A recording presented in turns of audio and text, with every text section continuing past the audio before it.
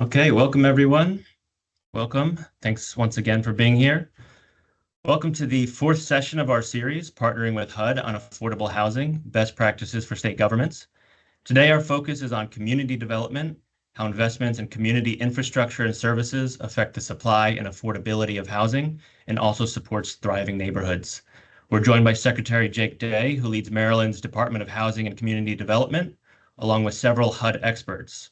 We're very fortunate to have Todd Richardson, General Deputy Assistant Secretary for the Office of Policy Development and Research, Paul Webster, Director of the Financial Management Division in the Office of Community Planning and Development, Christina Mortensen, Deputy Director of the Choice Neighborhoods Program, and Roger Lukoff, Deputy Assistant Secretary of the Federal Housing Administration's Office of Healthcare Programs. We'll hear first about the HUD programs and then how the state of Maryland is taking action. Attendees will be invited to join the discussion during Q&A. Simply click the button to raise your hand and we'll activate your microphone, or you can type your questions into the Q&A. To get us started, it's now my pleasure to introduce Robert Forti, the Deputy Regional Administrator in HUD's Boston Regional Office, serving 6 of our New England states. Robert, whenever you're ready. Sure. Thank you, Joe. Hello, everyone. I've been serving as HUD New England Deputy Regional Administrator since 2020. I've actually been at HUD now for 22 years. So before my days as a Deputy Regional Administrator, I started my HUD career in the Office of Fair Housing and Equal Opportunity, where we work to eliminate housing discrimination by investigating fair housing complaints, conducting compliance reviews, and managing fair housing grants. And that experience taught me the importance of bringing communities together to talk about ways to promote economic opportunity and to achieve diverse, inclusive communities by leveraging resources at all levels. HUD's Office of Community Planning and Development funds several programs that help communities develop viable approaches that provide quality, affordable housing and expand economic opportunities for low and moderate income families. We know that this requires partnerships among all levels of government and the private sector, including for-profit and nonprofit organizations. HUD's Office of Community Planning and Development is responsible for over $10 billion in annual funding, including both formula and competitive grants, such as the Community Development Block Grant Program. It provides annual grants on a formula basis to states, cities, counties, and insular areas to develop strong, more resilient communities by providing decent housing and suitable living environments and helping expand economic opportunities, principally for low and moderate income people. HUD's Community Development Block Grant Disaster Recovery Grants are appropriated by Congress and allocated by HUD to rebuild disaster-impacted areas and provide crucial seed money to start the long-term recovery process. These flexible grants help cities, counties, Indian tribes, and states recover from presidentially declared disasters, especially in low-income areas subject to availability of supplemental appropriations. The Home Investment Partnership Program is the primary federal tool of states and local governments to produce affordable rental and owner-occupied housing for low-income families. Home funds a wide range of activities, including building, buying, and rehabilitating affordable housing for rent or home ownership, or providing direct rental assistance to low-income people. Also, in efforts to combat the housing supply issue, HUD recently introduced a new program called Pathways to Removing Obstacles to Housing, or PRO-Housing, and that enables communities to identify and remove barriers to affordable housing production and preservation. This past summer, HUD awarded $85 million in the first round of this program funded to communities across 19 states. And earlier this year, HUD announced $100 million available for new pro-housing grants.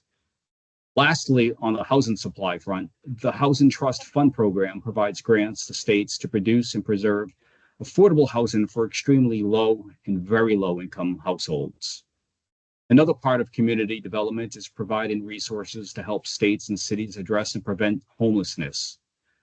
HUD's Emergency Solution Grants provides funds for homeless shelters, assist in the operation of local shelters, and funds related social service and homeless prevention programs.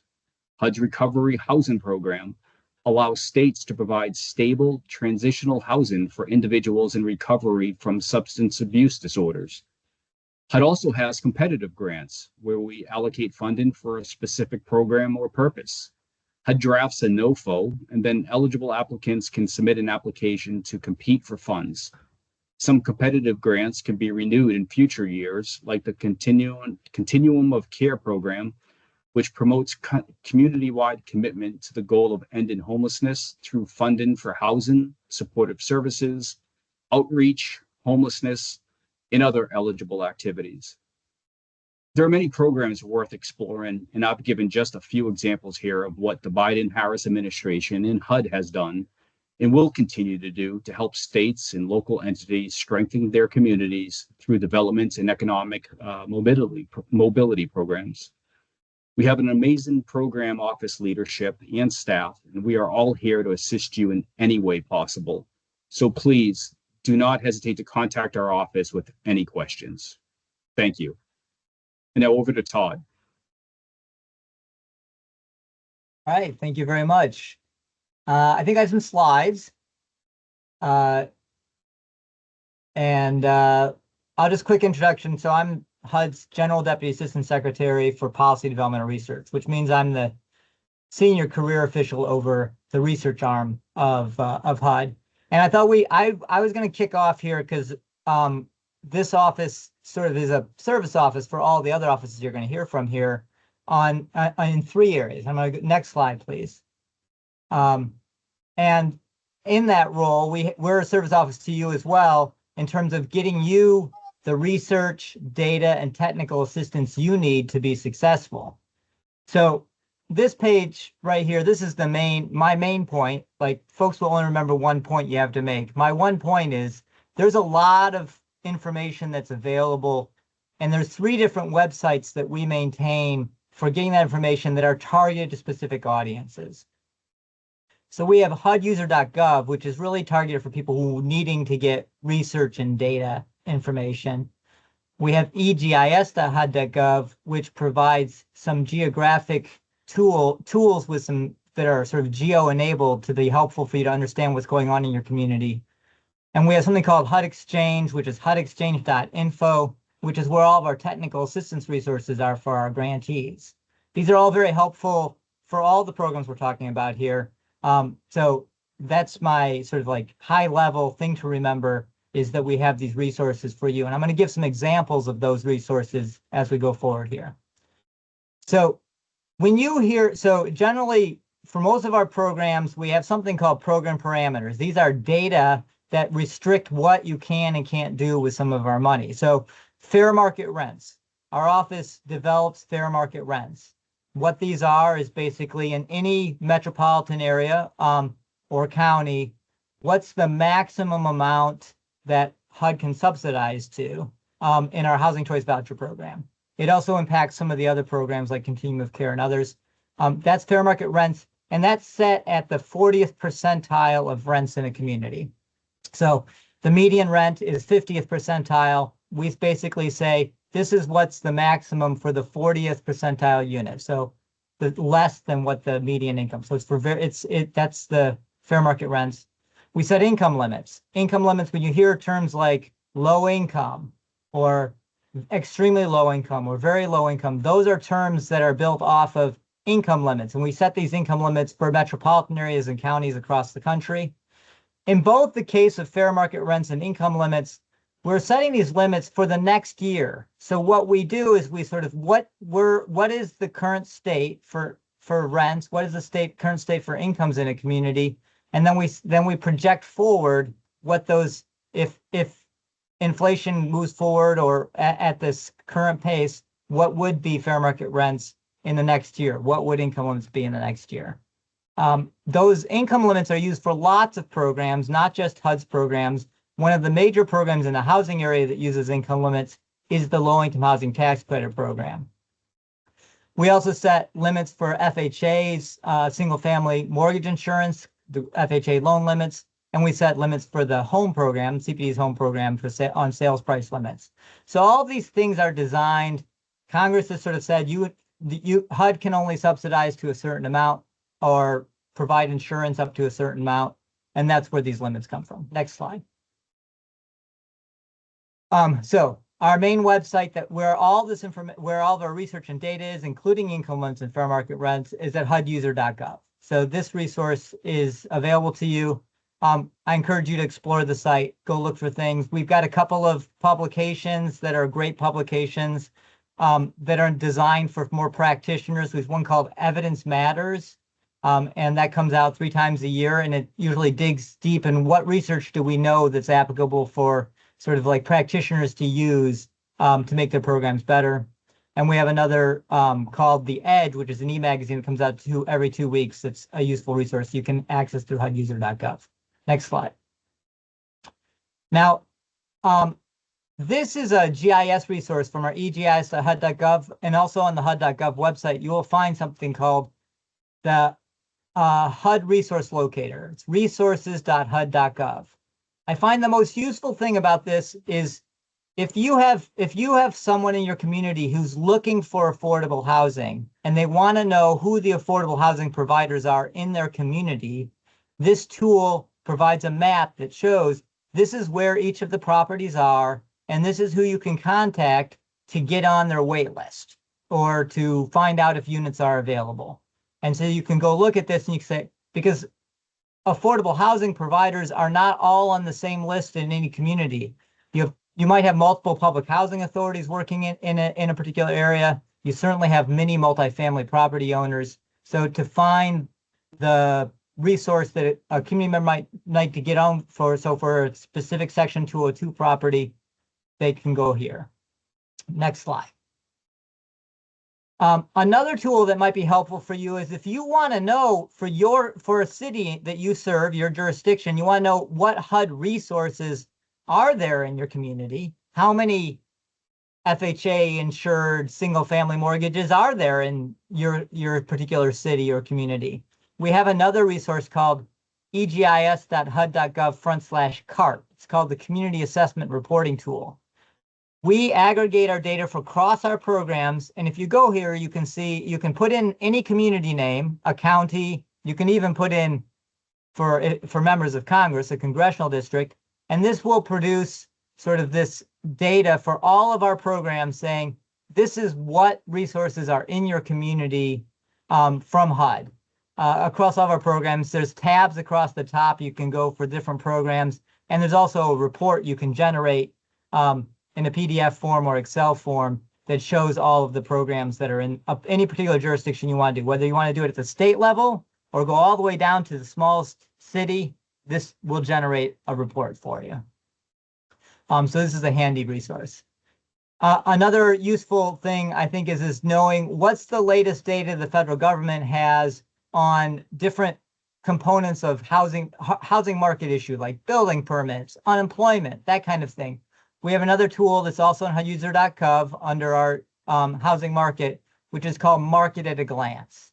And you can see the link here. So you're going to get this PowerPoint later, so you can get these links later. But this is another handy resource to say, hey, what's going on with changes that are impacting availability of housing in my community.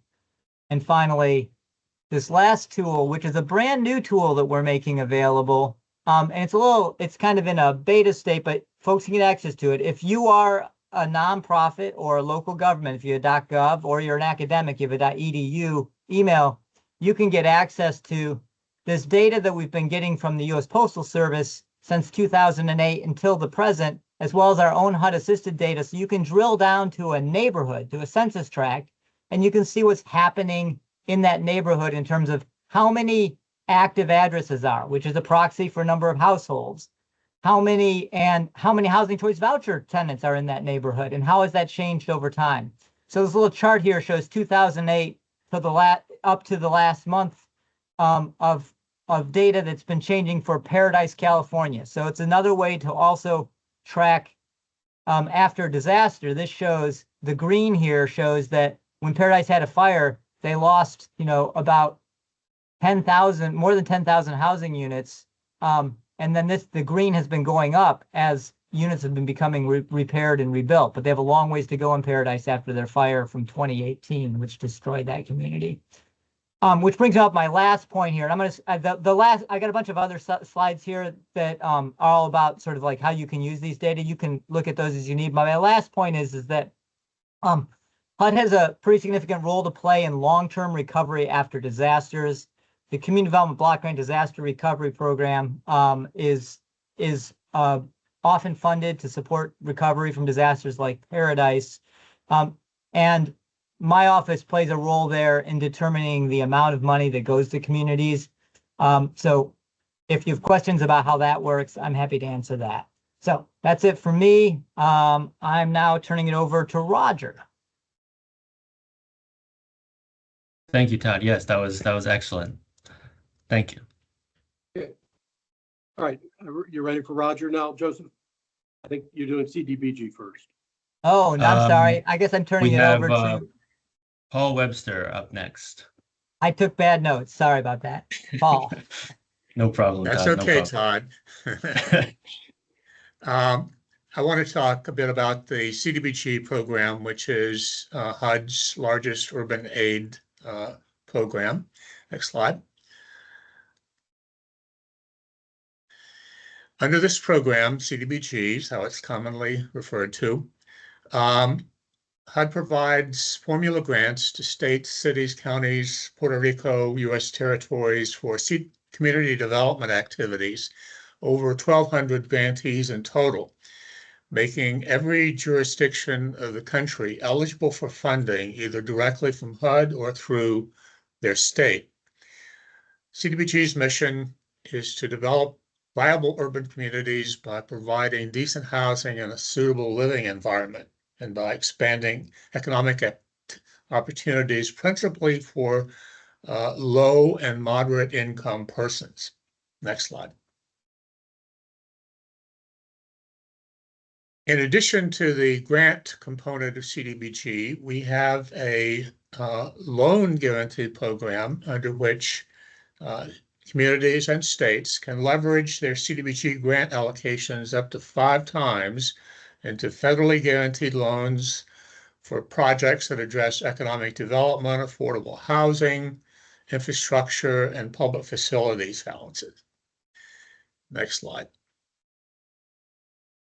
Funding under Section 108 can be used to provide the necessary gap financing to enable large-scale development, tax credit programs such as the New Market Tax Credit or Low-Income Housing Tax Credits projects, and jurisdictions can take full advantage of federal public-private partnership incentives under Section 108.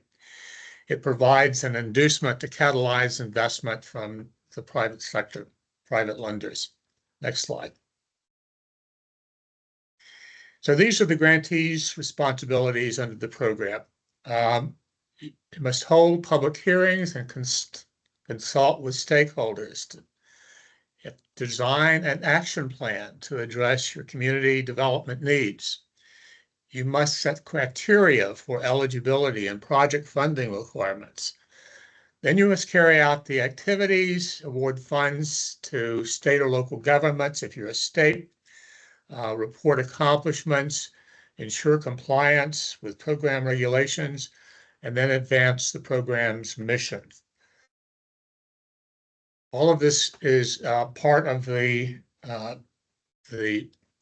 CDBG framework, where most of the decision-making as to what activities can be undertaken are at the state or local level. But all activities must meet one of the 3 national objectives of the CDBG program. The first is benefit to low and moderate income persons. It can be in the form of housing, jobs, limited clientele, or area-wide on an area-wide basis. However, 70% of all CDBG funds must be used for activities that benefit low and moderate income persons. The second national objective is to prevent or eliminate slums or blight, or meet an urgent community development need. activities under those two categories are limited to 30% of CDBG funds. These are the basic eligible activities under CDBG: housing rehabilitation, homeownership assistance, real property acquisition. You can read for yourselves here, but most of the activities are geared towards either housing rehabilitation, public infrastructure, or economic development. Next slide. So these are some of the accomplishments over the years. Public facilities and water improvement projects, over 1.4 million residents.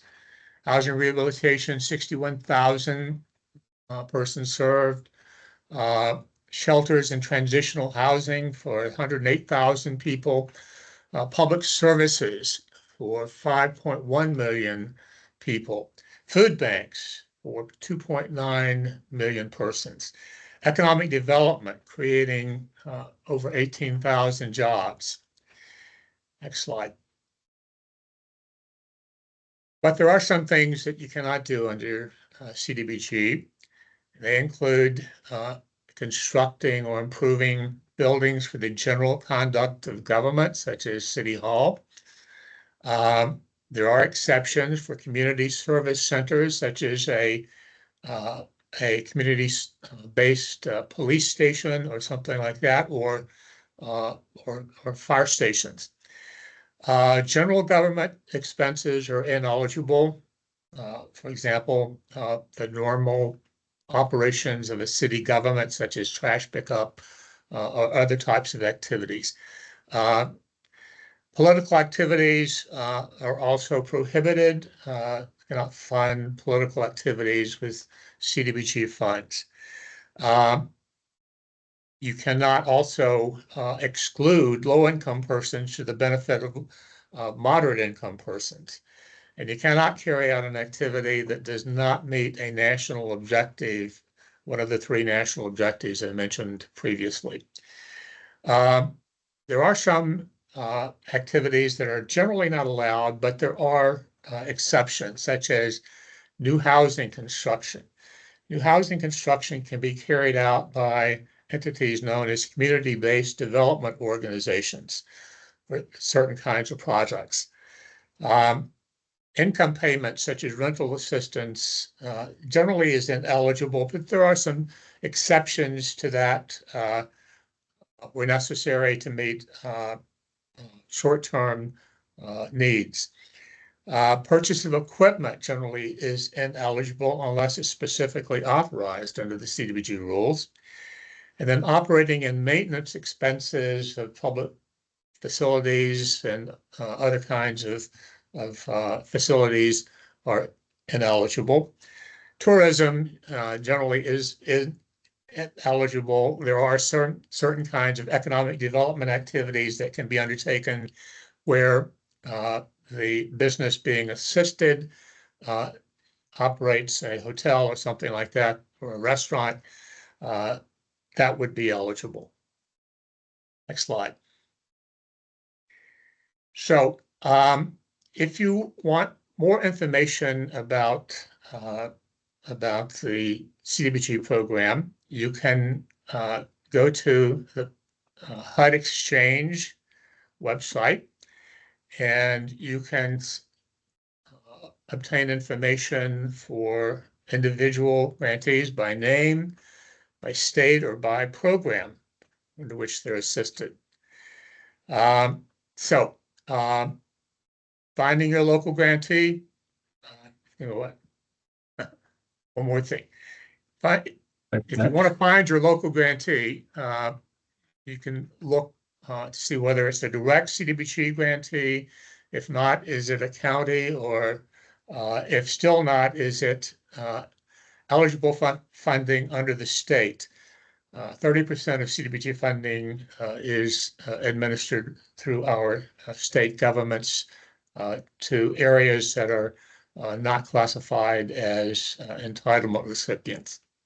So, next slide. So this is a thank you, and be available for questions and questions, we provide the answers, hopefully, but for questions later. Thank you. Okay, thanks, Paul. I know CDBG is a huge program, so thanks for shedding some light on that. Next, we have Christina Mortensen talking about the Choice Neighborhoods program. Christina? Great. Okay, so I'm going to talk about Choice Neighborhoods, which a lot of folks are still unfamiliar with the program, and that's okay. So I'll tell you what it is, how it's going, and how to access it. So Choice Neighborhoods, it is HUD's signature place-based program. So place-based, what does that mean? It's a program focused on a particular area, a particular geography. In this case, this is a program that is focused on singular neighborhoods and the housing within it. So a target neighborhood, a target area is the focus. It's a competitive grant program managed out of HUD's Office of Public and Indian Housing in Washington, D.C. The program provides grants to local governments, cities, public housing authorities, and tribes, primarily to redevelop severely distressed HUD-assisted housing. So I like what Todd said, right? If you take that one thing away, here's the one thing for Choice Neighborhoods. This is a neighborhood-based program in areas where there's severely distressed HUD-assisted housing.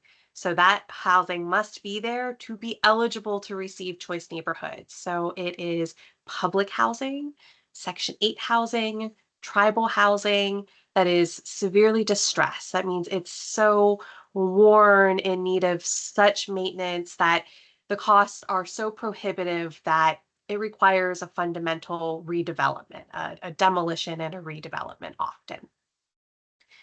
Those that receive grants follow the program's housing, people, and neighborhood approach. It's a comprehensive approach to thinking about housing and neighborhoods.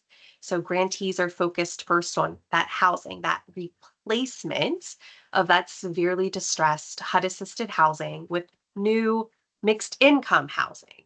So deconcentrating poverty that's present at public housing properties, for example, and bringing back new affordable housing on a one-for-one unit basis, plus additional affordable housing or unrestricted market rate housing so that new units are available to those of all incomes. People, so that's a focus on providing those that are living at that HUD-assisted site with supportive services focused on their employment, their income, education, and health.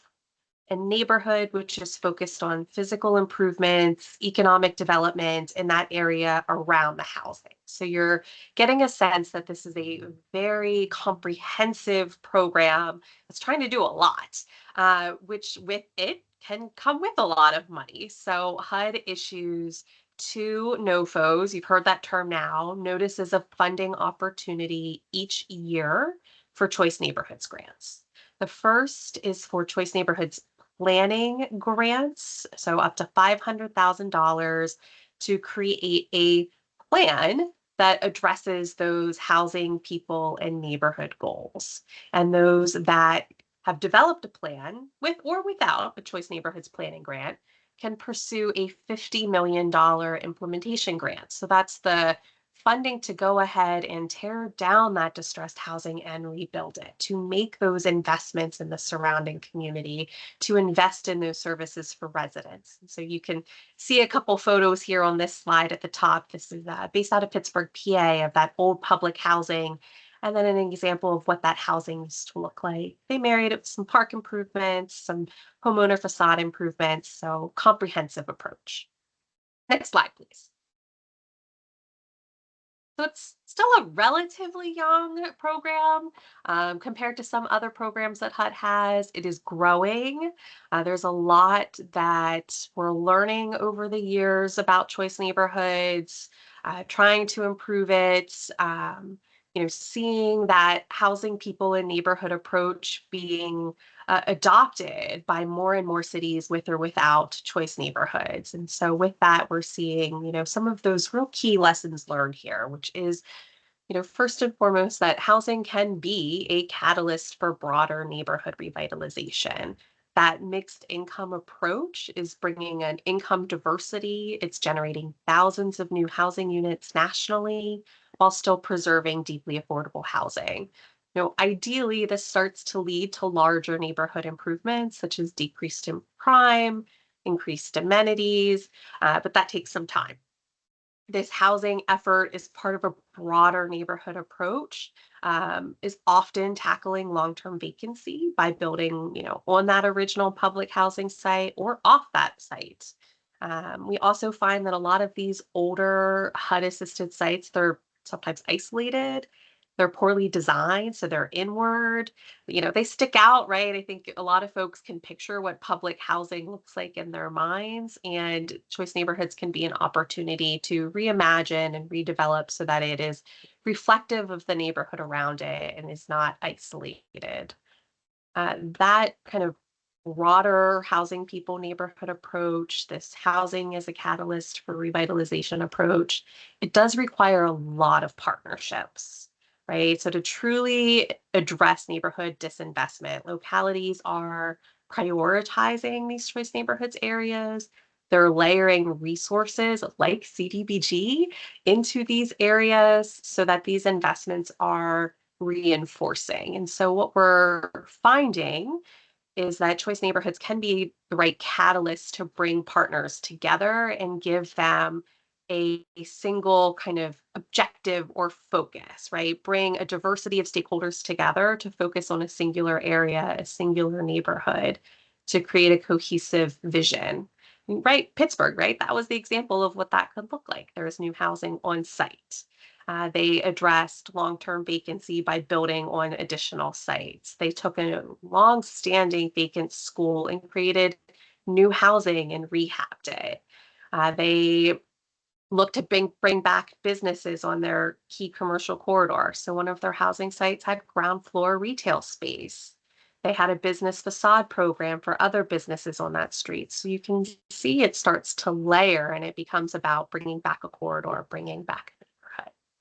So this layering, right, and funneling resources into a particular community, it's hard, but it brings results. And that's what we are seeing with choice neighborhoods, that typically for every dollar of grant funds, an additional $8.18 are leveraged, right? So that means more housing. So in this case, for choice neighborhoods, there's 19,000 plus HUD-assisted units that are going to be taken down, but replaced with over 45,000 new units because they're trying to do mixed income housing. So it very much creates new housing supply. Residents are getting more services. We're seeing incomes are up across the vast majority of the sites through job training, job placement programs, and those neighborhood dollars are sparking new businesses, new grocery stores, parks, homeowner programs. So there's really a lot going on in choice neighborhoods, but really it's that tool to go ahead and get those partners together and bring all those resources under one umbrella towards a greater neighborhood investment. Okay, let's go to the last slide. Right. So how do folks get involved? I learned from my colleague Todd that they can check out that EGIS website and see what other HUD assisted sites may be out there that could ultimately be eligible for choice neighborhoods. But as part of that, just a good place to start is on the choice website. There's links in here to see the list of current sites that have planning grants or that have implementation grants for anybody that wants to know what's maybe going on in their backyard. Similar to what Paul talked about with CDBG, right? It kind of starts with who the grantee is, which are those cities, those housing authorities, and those tribes, and working with them to identify properties and neighborhoods that may be eligible, right? Remember, got to have that hook of that HUD-assisted housing in need of redevelopment. If you have a partner that indeed has that housing and that need, our staff are available to do deeper dives into what the program's all about. We have webinars available when those funding announcements are posted on how to apply. But planning grants are really the right place to start in a community that just is at day one and isn't sure where to take this or how to create that vision. So that's a great tool, particularly for smaller communities. We have seen our state legislators participate in choice very effectively. In some cases, they're a trusted official that can get folks out at meetings to start to think about, to start to plan for what a vision for the neighborhood could look like. A key partnership at the state level, of course, is with housing finance agencies and their support of the funding that is necessary for these projects, particularly their support for mixed income housing.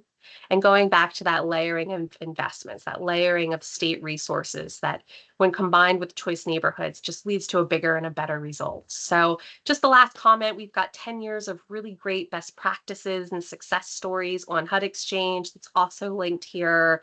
That's a great tool for districts with or without choice neighborhoods on how to think about this comprehensive approach. So that's choice at the very high, very fast level, and I'll go ahead and pass it on. Thank you, Christina. That's excellent.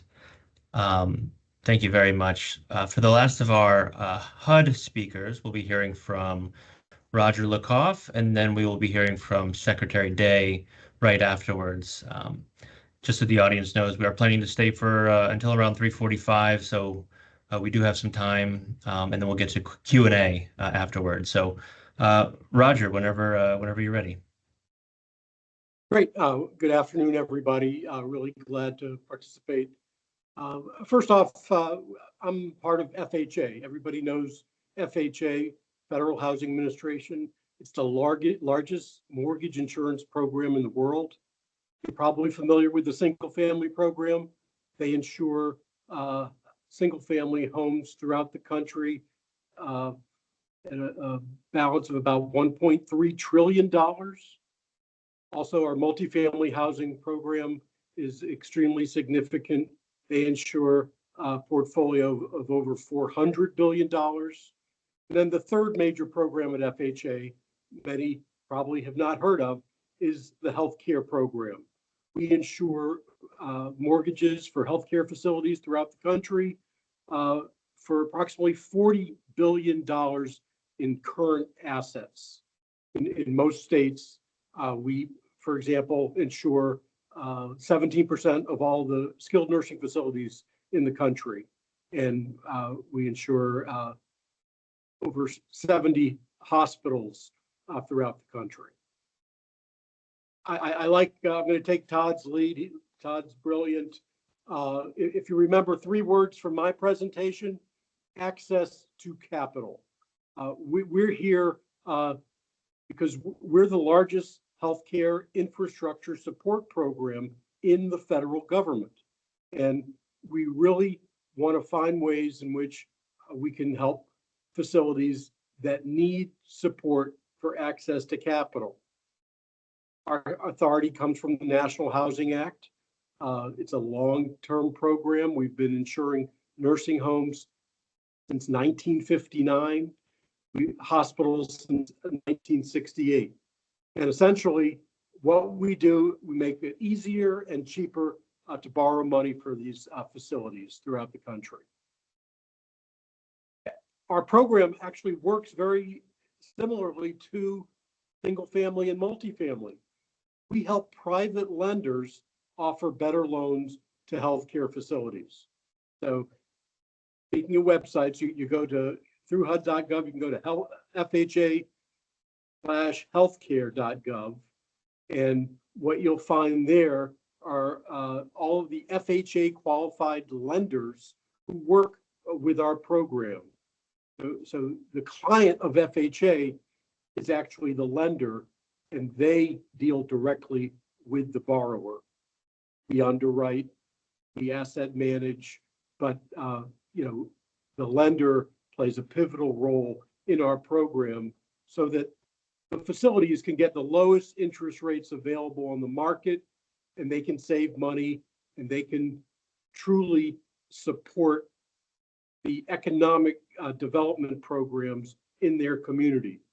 As I'm sure you're all aware, healthcare facilities, are an economic driver in every single community in the country. It's 20% of the gross domestic product, and we want to continue to support those needs. And while We do it in cities. We also do it in the suburbs. We do it in rural areas. We support hospitals and skilled nursing facilities in every geography imaginable. Next slide. The key benefits basically that the facilities, they're trying to build new updated buildings. They can upgrade old equipment. Extremely important, obviously, for healthcare facilities to meet Americans' demand for state-of-the-art healthcare, and that means they need to update equipment and improve patient safety. Quality and patient safety is actually an important component of our program. I came to HUD actually from the Centers for Medicare and Medicaid Services, where I worked on quality and certification of healthcare facilities so they can participate in Medicare and Medicaid. I'm sure a lot of you are familiar with those programs. We work with pretty much every state we're involved in with the state departments of health in order to provide those services. Currently, the loans we insure can go up to 90% of the value of the property. The reason for that is so that the borrowers can really fulfill their needs to meet the healthcare services in their community. And as I referred to, we're trying to support communities. We want to create jobs, boost local economies, and really improve the healthcare services that people rely on every single day. We have a lot of high-profile programs. Just yesterday, we had the leadership from the Medical University of South Carolina. They've been involved in our program for 20 years, and we've seen substantial improvements in what they can do for the people of South Carolina. They currently have a goal to be in the top 20 of all 50 states for healthcare. And their words, not mine, without the FHA program, they do not believe that that could happen for the people throughout their state. So next slide. Basically, what we want people to think about is, how about your state? Again, we deal with most of the states already, but I'm sure all of you might be aware of healthcare facilities that need improvement and need access to capital. The types of loans that are available now, really are for facilities that can't access capital through traditional means. A few years ago, the White House referred the Mayo Clinic to our program. And we're glad to talk to everybody, but I explained with the Chief Financial Officer, I don't think, your organization with a AAA bond rating needs the FHA credit enhancement. But as I mentioned, very prominent healthcare facilities and small critical access hospitals and everything in between come to our program, and we work with everybody. We work with state governments to make sure that all of their questions are answered. We want to be a resource for you. This is a growing need based on the demographics we have in our country right now. And at the same time, we see a very substantial benefit to the local economy by creating jobs through healthcare. I will pause there, and I'm glad to be a resource for you.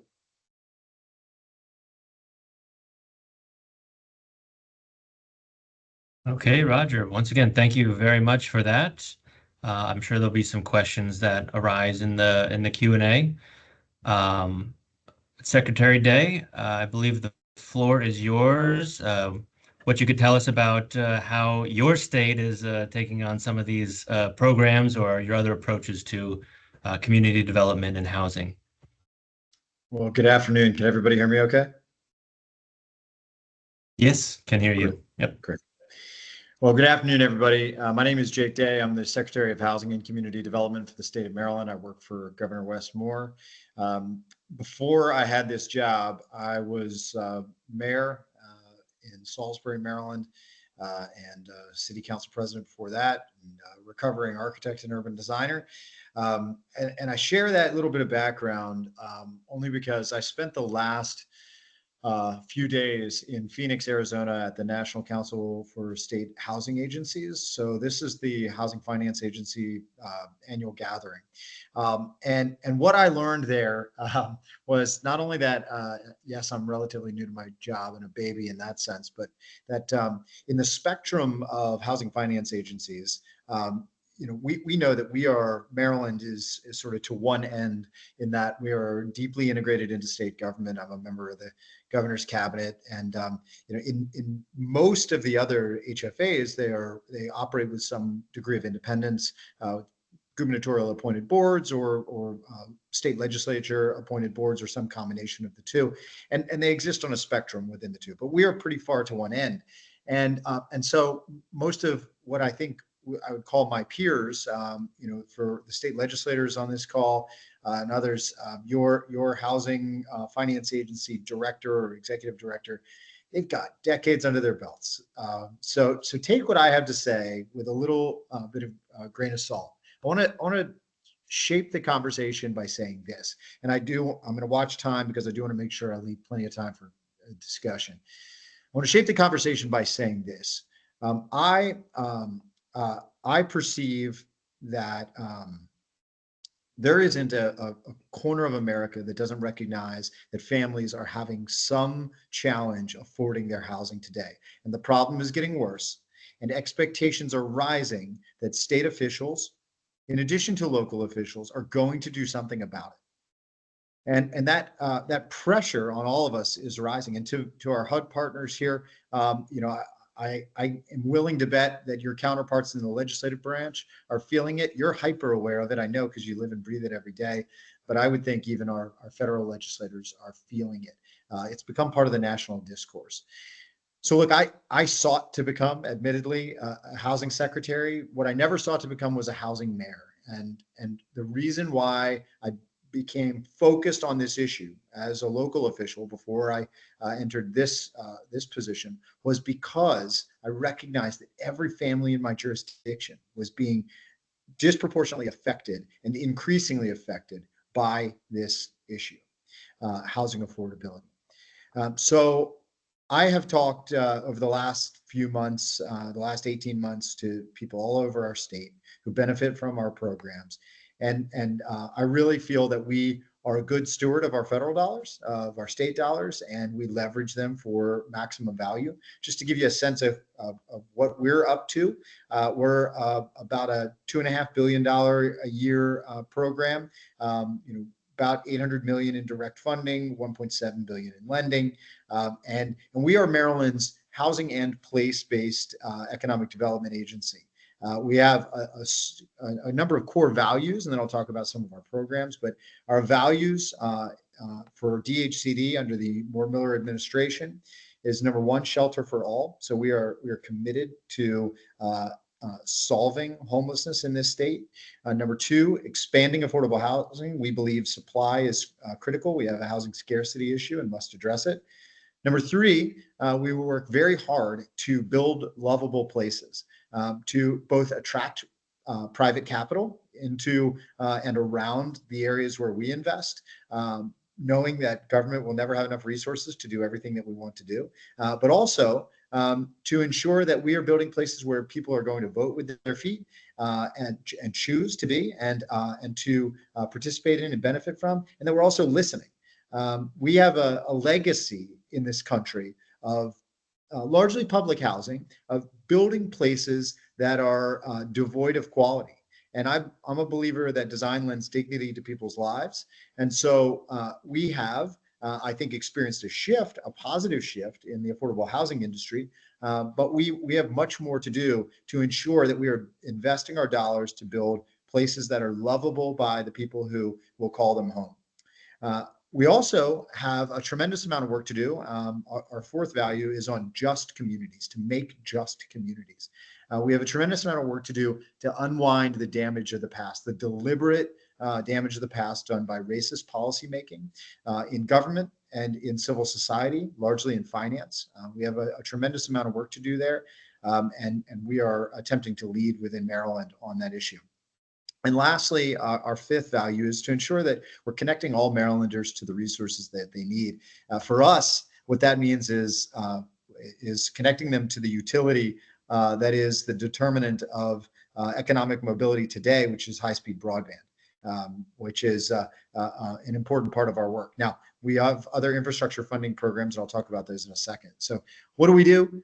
Look, we've got a lot of programs that many other states have, energy programs and special loans, shelter and transitional finance programs. Largely, we do housing finance, homelessness reduction, poverty solutions. We manage the state's vouchers and the various HUD vouchers that are entrusted to our state.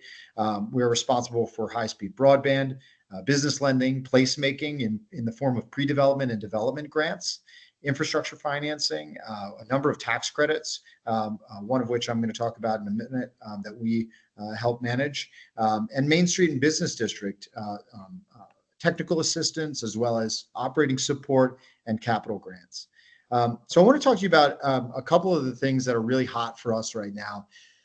One of which is the appraisal gap issue, particularly in Baltimore City for us, but also in some of our other smaller urban areas.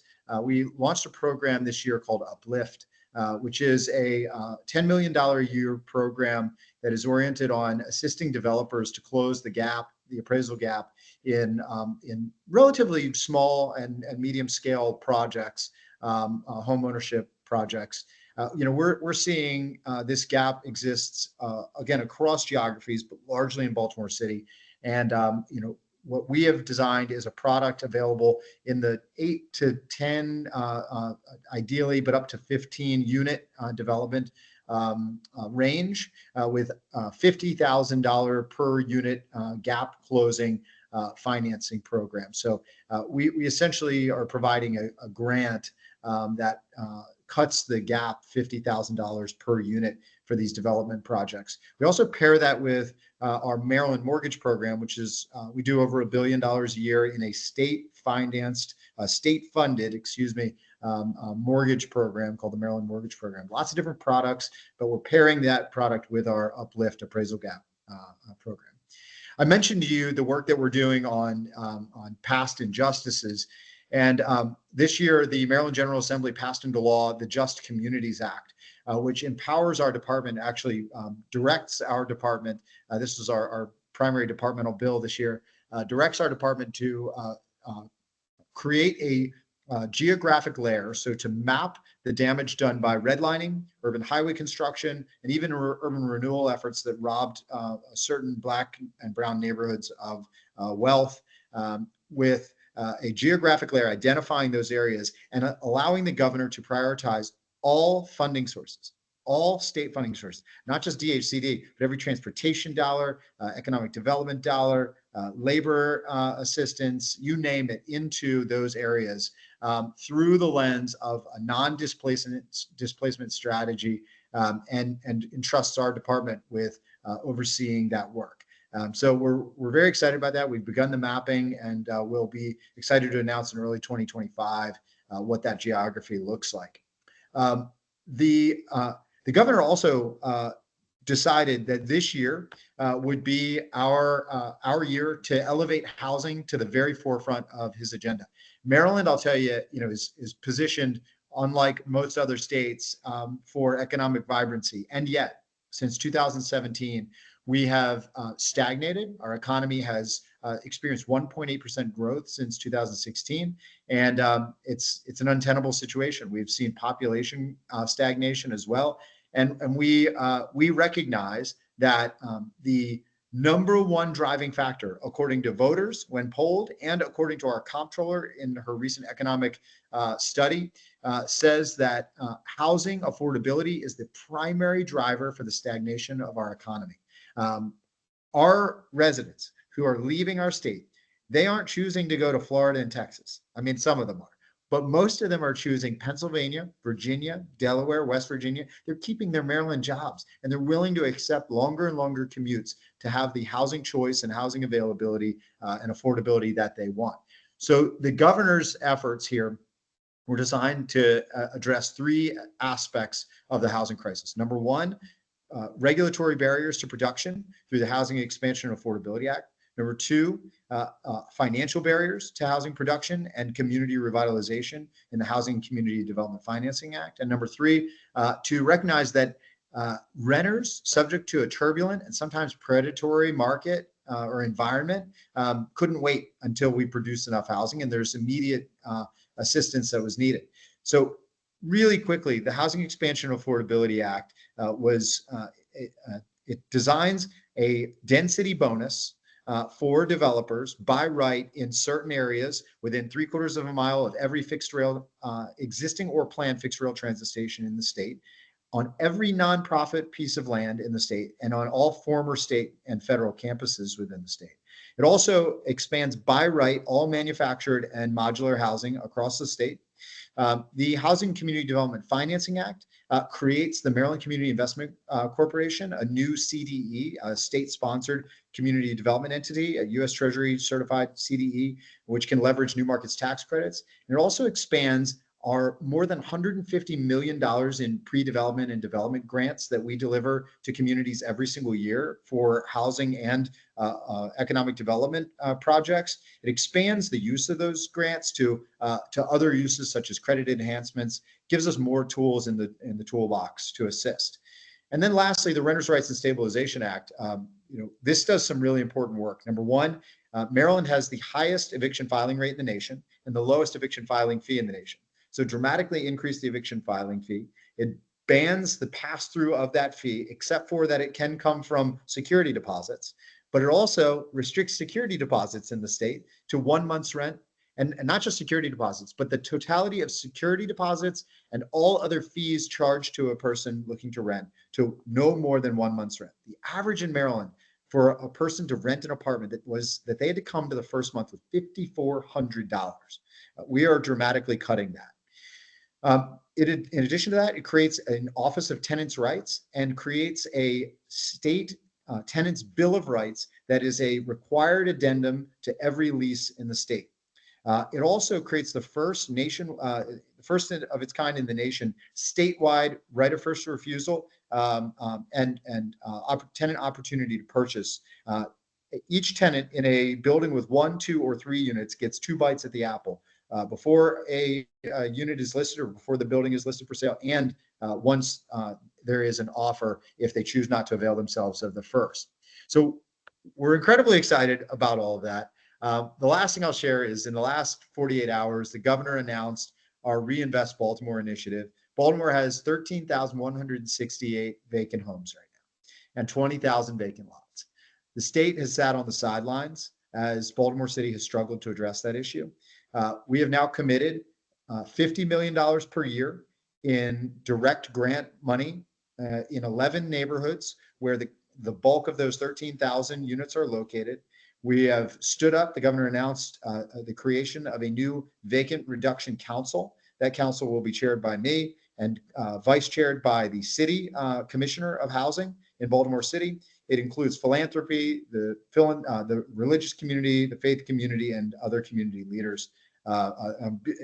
Business community and other community leaders. So we feel really strongly that we have a solid data-driven game plan, that what's different this time is not just state leadership, but shared leadership, shared data and oversight with our vacancy dashboard that includes a by property aggressive plan, by address aggressive plan to address vacancy in the city. And lastly, shared values. So what's next and what do we need? What's next is we are focused on the idea that great places win in a global marketplace for talent, that we are going to build lovable, strong, thriving communities that integrate housing in close proximity to jobs, that's our future, that's where the state dollars are going to go, that we do a great job leveraging those for private investment, and that we want to be an even better partner to the federal government to bring in resources, whether that's choice neighborhoods, utilize things like Section 108, which is something we've been looking at, and then to partner with our friends around the country to advocate to Congress to expand low-income housing tax credit to make those deals ever more viable, as well as to expand great programs, long-lasting, 50-year running programs like CDBG, and then even to introduce and get support for things like the Neighborhood Homes Investment Act. So that's where we are at Maryland. Hopefully that is not far out of line where my peers and colleagues are from around the country, and very excited to participate in the conversation. Excellent. Thank you so much for all of that great information. Thanks to all of our speakers. We certainly heard a lot today. I want to go ahead and invite anybody in the audience who has questions. If you want to go ahead and raise your hand, we'll unmute your microphone and we can get a brief discussion here going for the last 10 minutes or so. But maybe a question for Todd right off the bat. At the beginning, you mentioned quite a few tools that were available, that states can use. I'm wondering if those tools, or if you have other recommendations for how states can, with the amount of programs that we just heard about and all this funding available here or available there, how can they monitor or make sure they're utilizing everything that's available to the fullest extent, essentially not leaving money on the table? I mean, something Robert had mentioned was this new pro-housing grant. Just how can we kind of keep track of everything? And I see you thinking about it. So Well, that's a tough one, actually. I mean, there is certainly a lot of resources that are available from not just HUD, but from other federal agencies. And it is hard to stay on top of all the different resources that are available for the communities. I think I like going back to the Secretary Day's piece, sort of like having, actually it's probably helpful to have a set of goals and to then look for those resources that can help you achieve those goals. I think that's probably my best advice there. And part of what we're trying to communicate here is that we have those resources, and when you have a set of goals, you could look and see, well, what are these resources that will help me achieve those goals? Thank you. Secretary Day, I don't know if you can also shed any light on that. I know Maryland, you mentioned quite a few, but you also have the Main Street Maryland, you have the Community Legacy Program, you have various things. I mean, once at the state level, once you recognize a problem, I mean, how are you then assembling the team where's the funding going to come from for this? I mean, matching that problem to the appropriate funding source. Well, maybe I can answer that by exposing a challenge that we're grappling with. One of the things that's like really core in our hearts is that we want to help with healthy food financing, and so we're really interested in addressing food deserts. But we've got great business lending tools. You listed some of our grant programs like Community Legacy. What we recognize is that our enthusiasm for addressing a certain public policy issue has to be matched by the viability of the solution, the program. And so, our business lending tools just aren't having an easy time helping grocery stores find their way to lower income neighborhoods. It just doesn't work. And so, I think figuring out what the real needs are and then starting to work backwards toward the solution, whether it's bringing some state, grant funding to bear, partnering with our federal partners on some of the solutions. I think that's really just how we have to approach everything. So, on that particular topic, we're doing a full reset. We had kind of aggressively marched down the business lending path on that issue and realized, we're trying to force something that just isn't working when we look at the fundamentals. So it's really helpful to, I think, again, listen. That has been a big part of, I think, what we missed in that narrow instance, thinking we were experts on business development and thinking we were experts on financing real estate projects, grocery stores are harder. And so we had to think about it differently. Passion doesn't make up for the business acumen, I guess, needed to address the issue. Okay, thank you. And Christina, I wanted to also ask if you could weigh in on this. I mean, with the Choice Neighborhood Program, maybe a little bit more specifically, I think you'd mentioned a planning grant is usually the place that people start. So, I mean, can you describe that process a little bit? I mean, you have this public housing that is, needs repair, and a community or a state comes together. They start with this planning grant. What does that process usually look like that takes them then to, those lovely pictures that you that you showed to us? Sure, sure.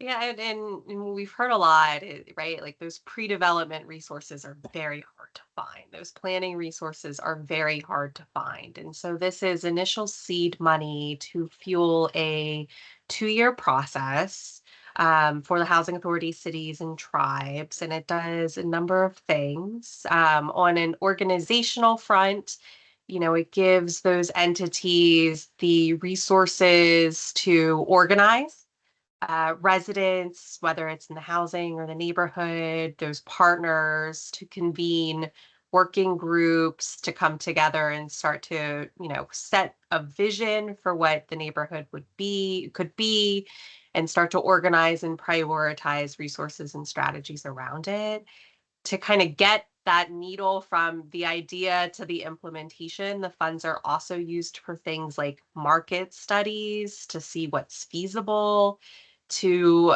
survey and assess those that are living in the housing to get a deeper understanding of kind of where folks are now with their, employment, their housing needs, their education needs, so that those goals they're developed are tied, they're rooted in the need, rooted in the challenges. The funds also are used for an early kind of start activity and neighborhood activity like public art, community gardens, business improvements, something that shows a community that changes on the way to build some trust, to build buy-in, because we also hear some of these communities have planned and planned and planned and planned with little action. And so funds are used to drum up that momentum and support at that local level to get that ball rolling. So 2-year process, and the outcome is the plan, the transformation plan that's rooted in those needs that you found through the market study surveys, working groups, that's forward looking. Great. Mindful of time, we just had so much information today, but we do have a question from Representative Geer up in Maine. It's a long one, so I'm just going to read it. States like Maine that are large geographically have small populations and have housing values and rents influenced by high rates of seasonal vacation home ownership and real estate speculation face the challenge of HUD calculations not matching our reality on the ground. So real estate speculations not matching our reality on the ground. What can we do to influence HUD's algorithms and eligibility maps? That might be a Todd question, but Representative Geer, I also, if you want to follow up on that at all with your microphone, but Todd, that might be for you. Sure, I'm not sure. Just to clarify, it's the fact that the high rates of seasonal and vacation home ownership, we have the highest rate in the country of homes that are owned by people who do not reside here. In fact, in my own community, 47% of the housing stock is seasonally owned by people who do not live here. And so that, combined with real estate speculation and people buying properties for investment purposes, exacerbates the fact that when HUD does calculations that don't reflect this very, specialized situation, those calculations and the outcomes are very hard to interpret and do not match the reality on the ground. And so I'm asking the question of how can we work with HUD to make sure that how these eligibility maps for grants and such are being created actually reflect the situation of people who actually live in our state and live and work here and need affordable places to live. So so there's a lot of, there's a lot of dimensions to the different program parameter data that we generate. Certainly areas that are high degree of second homes, they are very challenging places to sort of like, they're unique markets in themselves. The sort of fundamental data we use for developing income limits or fair market rents, that's using year-round residents, incomes, year-round residents, rents. But I do understand the concern here. These markets, what happens in these markets is you get you have very high, you end up having high rents and you get higher loan values because of your short-term rentals and short-term housing things. Happy to talk further with you about how we do our calculations, and perhaps you can help us identify how we might be looking at it differently. That would be great if we could set something up. Yeah, so that's probably for a more specific conversation about what particular parameters you've seen as being a problem, and how your unique market circumstances might be thought of differently. Okay, and if I can help set you two together, just let me know. But a quick question from Representative LaBeouf out of Massachusetts, I think for Christina. Is the choice neighborhood funding available to cover costs related to brownfields and other environmental remediation? Sure. Just a quick comment.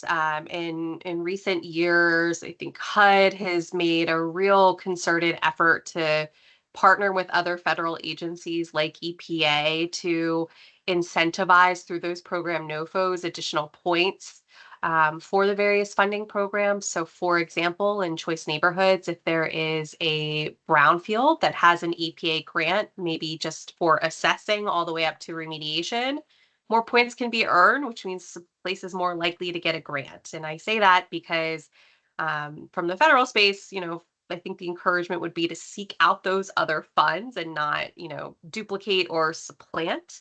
That being said, to some extent, the answer is yes. Choice funds can pay for environmental reviews, environmental assessments. There have been instances as part of a housing redevelopment where environmental remediation is needed, or even building a new park, where there might be costs associated with urban fill or radon. We have seen that, and there are places where the grant can pay to support those costs as part of the larger housing redevelopment.